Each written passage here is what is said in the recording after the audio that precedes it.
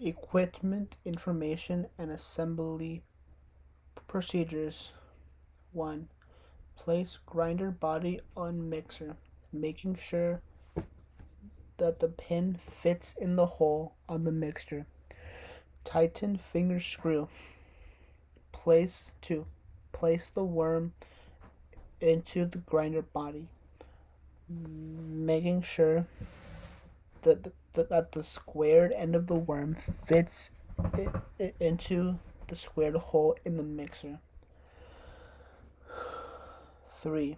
Place the knife on the thin shaft of the worm, making sure that the flat side faces out. 4. Place the grinder plate on the thin shaft of the worm. Line up the pin slot with the pin in the grinder body. 5. Place the face plate on the grinder body.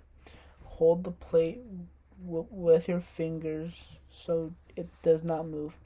Tighten the face plate. 5. 6. Add the feeder tray and grinder is ready for use.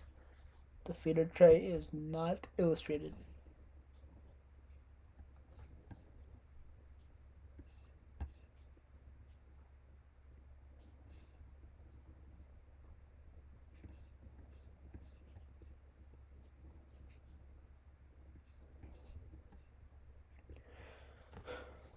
The proper grinding procedures. 1. Chill all meat and grinder parts. 2. Set up grinder. 3. Pass meat through grinder. Meat should stay Meat should extrude easily. 4. Ratio meat and grinder. 5. Grind second time. Note if meat is not passing through grinder easily, check that grinder parts are assembled correctly. Hand feed meat into feed tube. Use a tamper only when necessary. Hand hook. This simple tool is used instead of using a bare hand or gloved hand.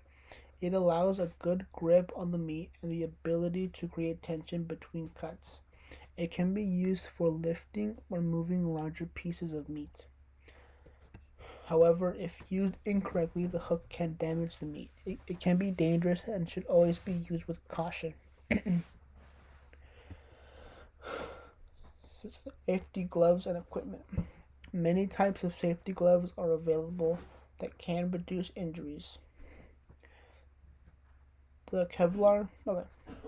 So Kevlar is a typical glove material because it is lightweight, flexible, and washable. Stainless steel mesh guards and aprons may be useful for large scale cutting.